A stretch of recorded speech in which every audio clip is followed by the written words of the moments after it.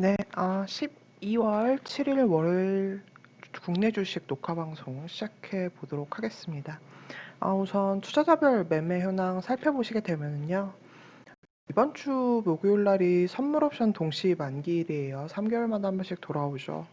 늘 언제나 빅 이벤트인데, 제가 그전에도 말씀을 드렸다시피 외국인이 코스피에 5주 정도 대략적으로, 그리고 선물에는 한 3조 정도 상방 베팅을 해놓은 상황이에요. 그래서 보시게 되면 외국인이 거래소에서 코스피에서 그러니까 914억 정도 매도를 했고 선물도 817억 정도 매도를 했지만, 이게 제가 보는 것 중에 이제 미결제 약정이라는 게 있어요, 선물에서. 여튼 이제 그거는 추후에 또 다시 자세히 설명을 드리도록 하겠고, 기본적으로 그 외국인들이 오늘 지수를 밀기 위한 매도가 아니었어요. 왜냐하면 얘네들도 주식이야 좀 천천히 팔아도 되지만 선물 같은 경우에서는 이번 주 목요일까지 팔아야만 그게 그러니까 내 잔고에 확실한 수익이 될 수 있기 때문에 그러한 부분에 있어서 수익 실현성 매도가 조금씩 나오는 거라고 저는 생각을 하거든요. 그래서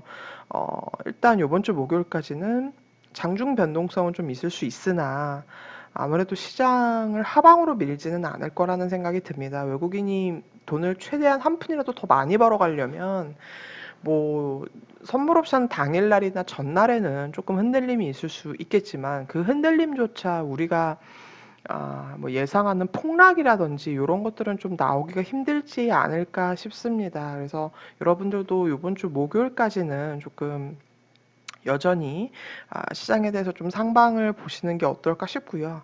오늘 주제는 이제 코스피는 제가 볼 때는 그러니까 코스피가 더 이상 여기서 상승을 멈출 것이다 이런 얘기를 드리는 게 아니라, 저도 여전히 내년 상반기, 그러니까 내년 상반기라고 하면 내년 6월 정도까지 우리나라 시장 좋게 보고 있습니다만, 여러분도 아시다시피 삼성전자가 7만 원을 훨씬 넘어갔고 SK하이닉스도 매우 탄력적인 움직임을 보여줬고 5년 동안 3년에서 5년 동안 침체되어 있던 조선주도 갔고, 그러니까 소위 말하는 코스피에서 좀 힘을 써줄 수 있는 친구들, 심지어 은행주, 증권주들까지 많이 올랐죠. 그러다 보니까 코스피에서는 더 이상의, 특히 대형주 단에서는 더 이상의 상승 동력을 찾기가 어렵다라는 말씀을 지금 드리고 있습니다. 상승 동력을 찾을 수는 있지만, 그러니까 장기적으로 당연히 상승 동력이 더 남아 있지만, 어, 제가 늘 말씀드리는 것 중에 하나죠. 매일매일 오르는 주식 없고 매일매일 떨어지는 주식이 없습니다. 쉬어가는 것은 분명히 필요한데, 그렇다라고 한다면 굳이 쉬어갈 때 대형주를 매매할 이유는 없다라고 생각이 들고요. 이제 우리는 12월이 이제 한 2주, 3주 정도 남았어요. 이 동안 뭘 해야 되냐라고 이제 생각을 해보면 코스닥 친구들을 이제 모을 때가 된 것 같아요. 근데 그것을 지금부터 매우 공격적으로 코스닥을 삽시다라는 말씀을 드리는 게 아니라, 여러분들이 마음속에 점지해놨던 그런 코스닥 종목들을, 그동안 대형주가 가느라고 움직이지 않았던 그런 코스닥 종목들을 이제 조금씩 조금씩 더 매수할 때가 됐다라고 저는 생각이 듭니다. 바닥을 잡아가는 모습도 좀 보여지고요. 물론 제가 보는 섹터와 여러분들이 보는 섹터가 다를 수 있기 때문에 제가 뭐 섹터를 이제 말씀드리긴 좀 그렇고, VIP 회원님들과 또 구독자분들과 들어간 종목들이 있다 보니까 뭐 그런 거에 대해서 일일이 언급드릴 수는 없습니다만, 전반적으로 봤을 때 코스닥의 종목들에 대해서 여러분들이 조금 이제 관심을 훨씬 더 많이 가져야 될 때가 오지 않았나 싶습니다. 그래서 아무래도 오늘 외국인들도 코스닥에서 988억 정도 매수가 들어왔고요. 제가 지난주에 마지막으로 올려드린 동영상 중에 덜 오른 대형주 중에 카카오를 보자라고 이 자리에서 말씀을 드렸었어요. 근데 바로 다음 날에 4.95%까지 거진 5%까지 상승을 하는 모습이 보여졌습니다. 카카오 같은 경우는 사실 대형주 중에서도 많이 못 올랐죠. 아무래도 뭐 삼성전자나 SK하이닉스나 제가 앞서 말씀드렸던 은행, 증권, 조선주 이런 거에 비해서는 조금 많이 못 오른 건 사실입니다만, 여튼 카카오에 대해서는 여전히 제가 그때도 말씀드렸다시피 전고점 라인까지는 한번 요 라인까지는 한번 생각을 해볼 수 있지 않을까라는 생각을 여전히 갖고 있고요. 오늘 외국인과 기관 동시 순매수 상황을 보시게 되면 삼성 바이오로직스가 1등으로 올라와 있습니다. 매수 순위 1등으로 올라와 있는데 사실 어느 정도 예견이 된 부분이었어요. 예견이 된 부분인 게 셀트리온주가 그렇게 가게 되면 셀트리온 삼형제가 그렇게 가게 되면 당연히 후발주자로서 삼성 바이오로직스가 움직일 수 있는 것은 약간 우리가 주식을 좀 해보신 분들이라면 굉장히 센스 있게 알아챌 수 있는 부분 중에 하나였고 또 전 세계적으로 지금 이슈가 뭐냐면 백신은 만들어 놨는데 이것을 좀 넉넉하게 공급을 하려면 소위 말하는 삼성 바이오로직스처럼 이제 약을 좀 찍어낼 수 있는 공장들이 있어야 되는데 그 부분에 있어서 이제 수급이 딸리는 모습이 이어지죠. 그런 뉴스들이 국내외에서 굉장히 심심치 않게 발생이 그런 뉴스들이 우리의 소식으로 지금 전해지고 있는데요. 그렇다라고 한다면 삼성 바이오로직스를 더욱더 볼 수밖에 없는 그런 상황이다라고 말씀드리고 싶습니다. 이것을 주식으로 플레이하셔도 되지만 주식 선물을 하실 수 있는 분들은 주식 선물로 오늘 정도만 매수가 들어가셨어도 굉장히 오늘도 큰 재미를 봤던 종목이 아닐까 싶습니다. 같은 의미로 HLB 같은 경우는 사실 그동안 너무너무 답답한 흐름을 보여줬어요. 하지만 약간 불문율인 것 같아요. 이렇게 흰모기가 일어났을 때 장대 양봉이 나오는 것은 언제나 불문율인 것 같은데 HLB도 한번 이제 조금씩 점점 이제 일단 장대 양봉 하나 세워놨으니까 내일부터 뭐 도지 캔들 만드는지 앞으로 만들어갈 캔들들을 보면서 또 좋은 자리가 나오면은 다시 한번 소개를 시켜드리도록 하겠고요.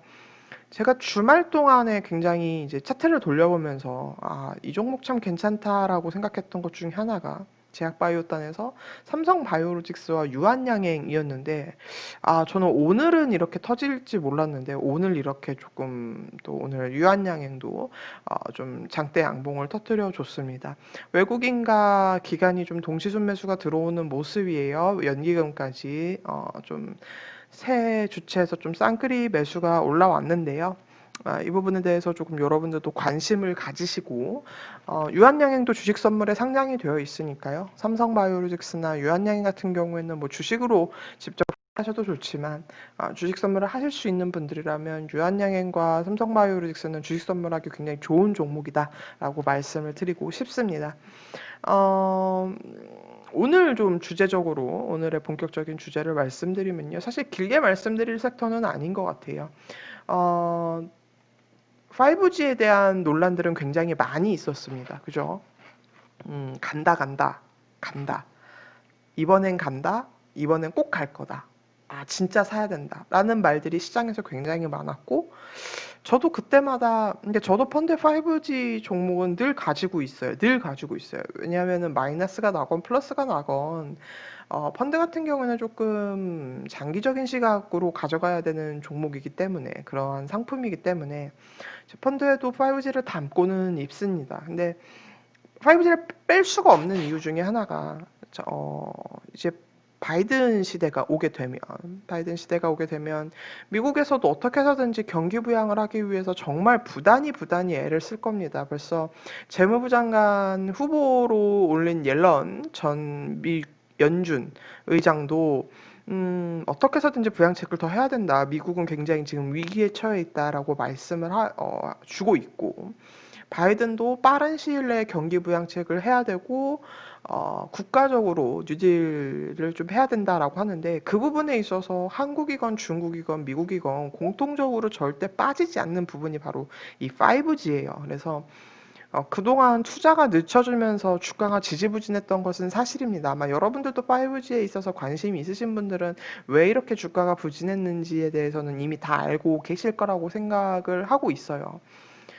주가가 옛날만큼 탄력적으로 움직이지 않는 것에는 분명히 이유가 있다고 생각하지만 이제는 정말 5G를 봐야 될 때가 아닌가 싶습니다.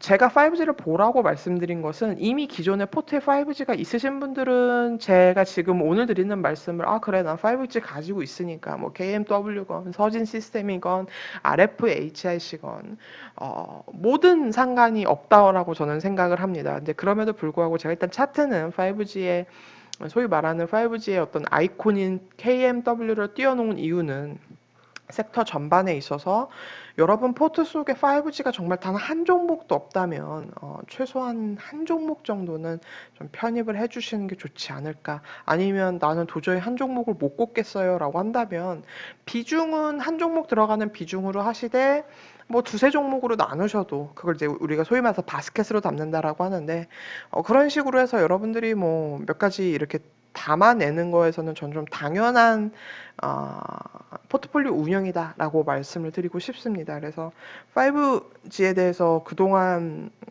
저는 뭐 동영상을 통해서 이렇게 강하게 말씀드린 적은 없는 것 같아요. 제가 늘 동영상을 통해서는 2차 전지 반도체 위주로만 말씀을 드려서 늘 5G는 흘러가듯이 그냥 뭐 5G도 담으셔야죠. 아니면 5G도 좋습니다. 투자는 지연되고 있지만 뭐 여튼 5G를 빼놓고 우리가 미래 산업을 생각할 수 없으니까요. 이렇게 말씀을 드렸지만 여전히 저의 최선호주는 2차 전지, 반도체 그리고 MLCC 이렇게 세 섹터가 맞습니다. 또 반도체 안에는 당연히 반도체 소부장 종목들이 들어가 있고요. 그렇지만 그것을 제외해 놓는다고 하더라도 일부 최소한의 비중은 5G를 꼭 갖고 있어야만 나중에 소외를 5G 주식들이 분명히 올라갈 때가 올 거라고 저는 생각을 하는데 그게 또 내년 상반기라고 보고 있고 그 내년 상반기 중에서도 1분기라고 저는 보고 있습니다. 그래서 지금 현재 이제 내년 1분기를 우리가 이제 예상을 해봤을 때 5G 주식들은 여러분들께서 조금 담아두시는 게 좋지 않을까 이렇게 오늘 코멘트 말씀을 드리도록 하겠고요. 제가 뭐 차트를 KMW 띄워놨다고 해서 꼭 KMW를 사라는 것이 아니라 다시 거듭 말씀드리지만 다른 종목들도 상관이 없다라고 이렇게 말씀을 드리고 싶습니다. 네, 오늘 동영상 여기까지고요. 저는 내일 다시 찾아뵙도록 하겠습니다. 시청해주셔서 감사합니다.